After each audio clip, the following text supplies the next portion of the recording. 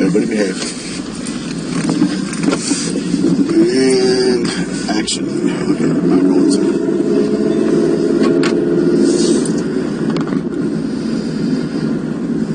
Passing retreat view, on retreat view. Today's date is February the 27th. It's now 5:20 in the afternoon, 17:20 hours. And this is reference to sample police case number 2012 1136. 1136. This is where he tells me he first sees him. First spots in here? Yeah. Okay.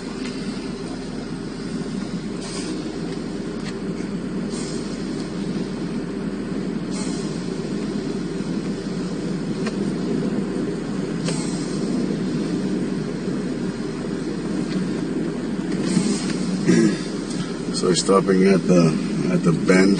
This is retreat. This is still retreat view circle. Okay. So at this point, he doesn't get out of his car. He spots him and he's watching him, right? It's about where 1440 is that he indicated on the map is about where he saw him. Okay. When he first spotted him. And he's walking in what direction? The person is walking towards the homehouse. Which is through the opening right there? I'm trying to figure out where he had the keys to the car. Okay, so through that opening right there? No. He's walking up the street here. Okay. He's continuing down retreat view circle.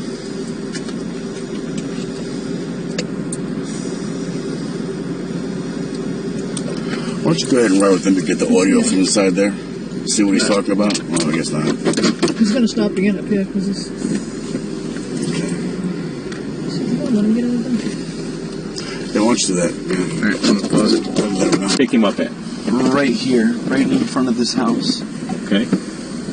Right in front of 1460? Yes, sir.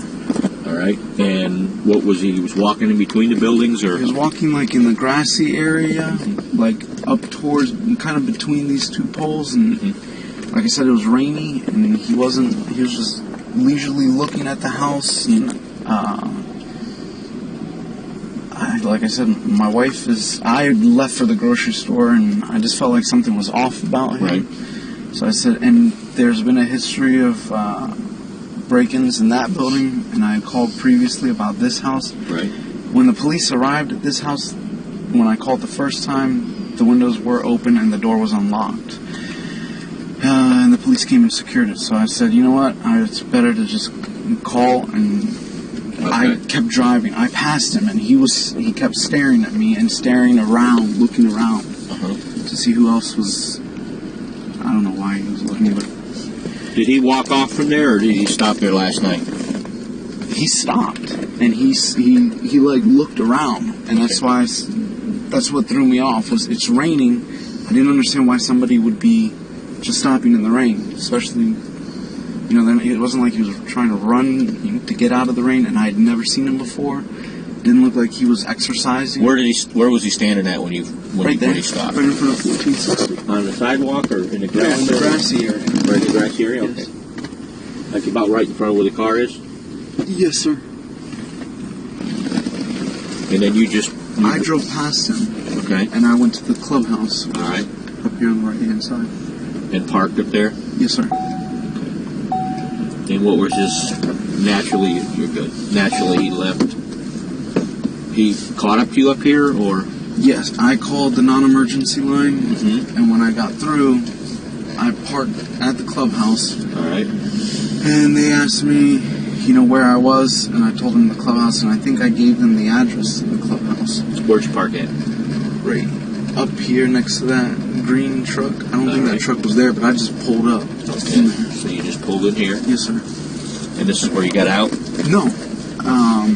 This is where I just stopped to call, and then he walked past me, and he kept looking at my car, and still looking around at the houses and stuff. So then the dispatcher said, where did he go? What direction did he go in? And I said, I don't know. I lost, because he cut down here and made a right. I guess it's Twin Trees Lane. He made a right in there. And they said, well, what direction did he go in? And I said, I don't know. I can't see him. Okay. And they said, can you get to somewhere where you can see him? And I said, yeah, I can.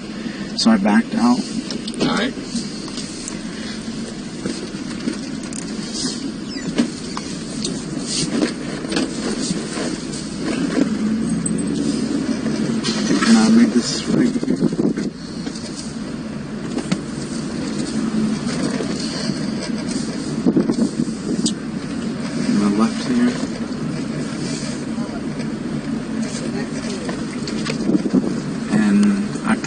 about where that sign is in the yard.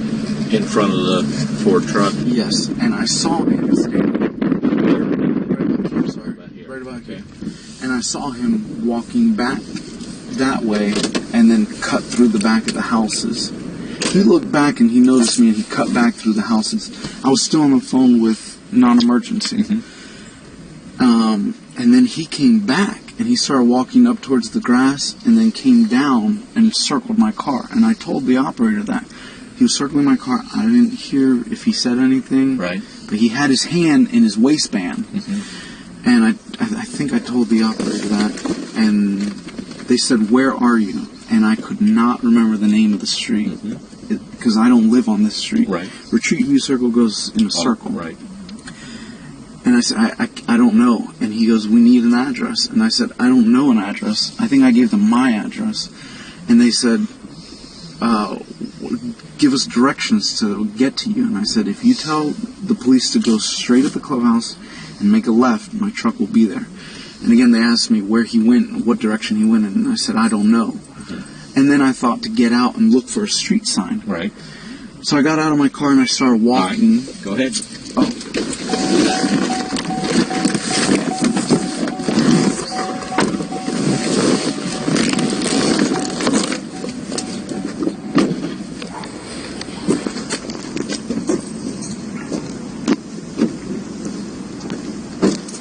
I was still on the phone with non-emergency and I started walking Okay. down this way.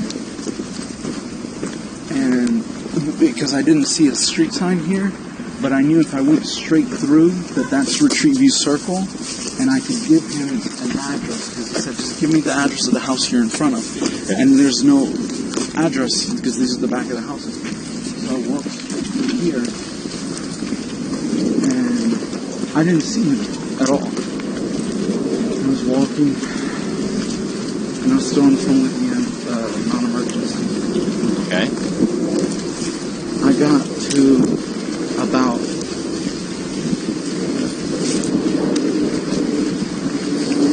about here, and I had a flashlight with me. Okay. The flashlight was dead though, and I looked around and I didn't see anybody. And I told non-emergency, I said, "You know what? He's gone. He's not even here." Right. So I still thought I could use their address, so I walked all the way through.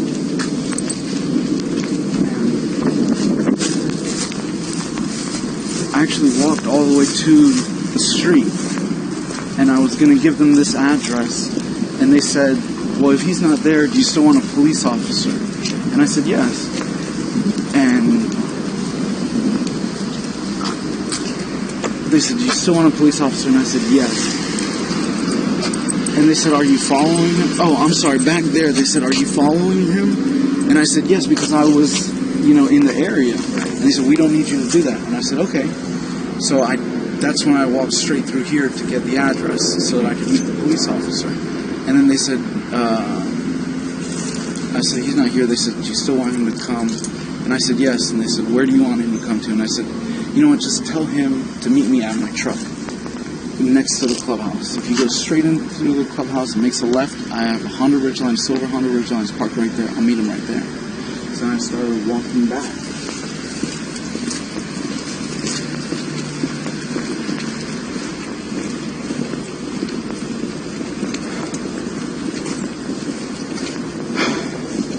When I got I passed here, I looked, I didn't see anything again, and I was walking back to my truck. And then when I got to right about here, he yelled from behind me to the side of me. He said, "Yo, you got a problem?" And I turned around, and I said, "No, I don't have a problem, man." Where was he at? About? He was about there, but he was walking towards me. So he's coming from this direction here. Yes, sir. I believe, like I said, I was already past that, so I didn't see exactly where he came from, but he was about where you were. Okay.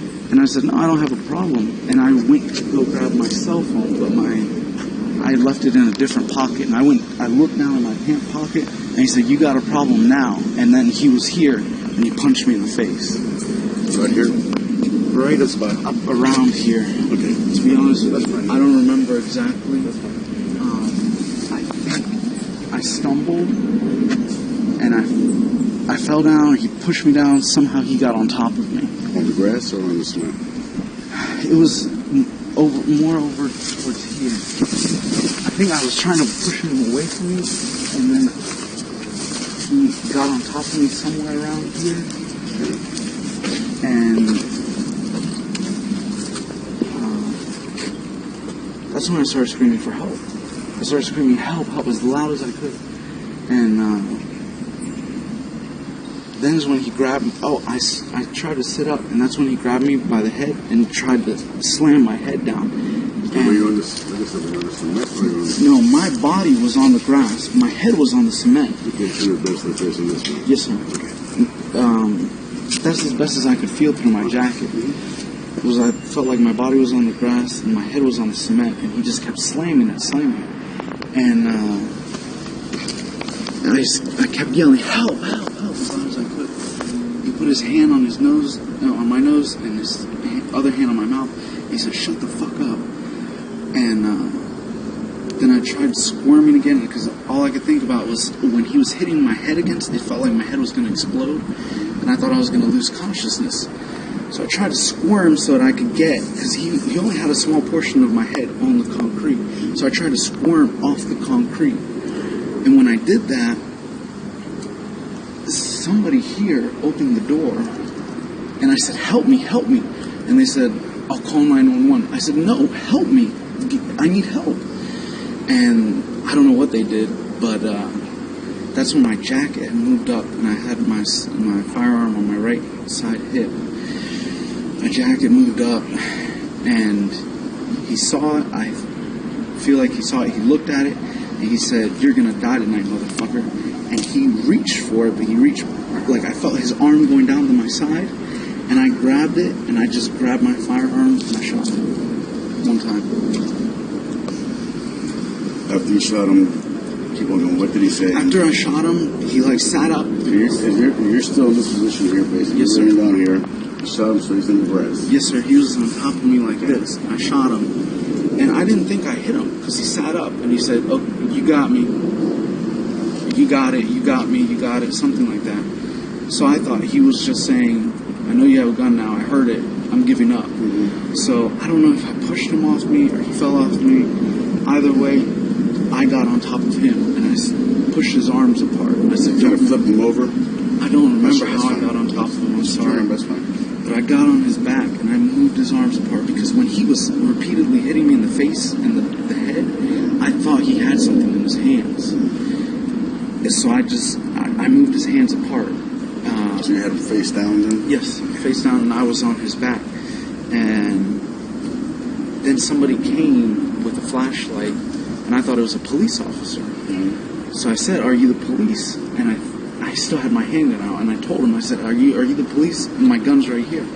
And he goes, No, I'm not. I'm calling the police." And I said, "Don't call the police. Help me restrain this guy." And he said, I'm calling the police. And I said, "I already called. They're on their way. They're coming. I need your help." And then's when the police officer came around. I saw the police officer, so I stood up and I holstered my weapon. And he said, "Who shot him?" And I said, "I did." And I put my hands up. I said, "I did." And I don't know if he told me to. I just automatically turned my back to him. And I lifted my shirt and I said, "My gun's right there." And I told him a few times, I said, "My gun's right there." And he goes, "Okay, I understand. I just need you to keep your hands up." And he put the handcuffs on me, and then he took my firearm from me.